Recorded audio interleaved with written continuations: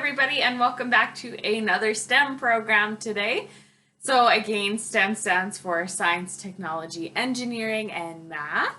And today we're going to be doing some science. So we've got a giant bubble recipe that we followed, and we made this little homemade wand for it. So this is a smaller version of what you can make, but we're just doing it in branch today, so I kept it on the smaller side.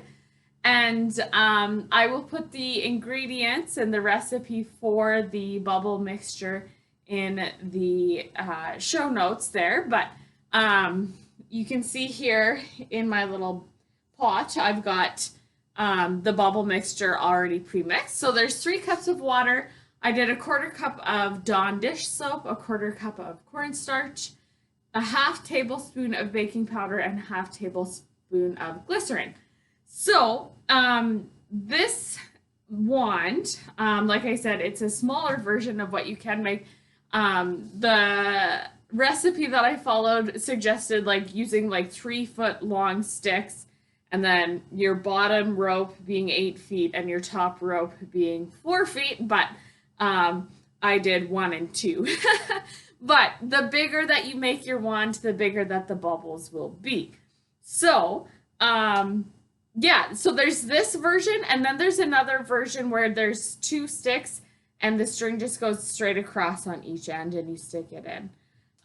So these bubbles are very much, I don't know if any of you have been to the Science Center in Regina, but the bubble section there, like these make big bubbles like that. So you stick it in the mixture there, and then you've got, you can maybe see, and then you just, woohoo, make your bubbles.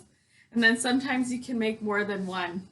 Oh, it took me a long time, a lot of practice runs to play with my wand and get it to appropriately make the bubbles.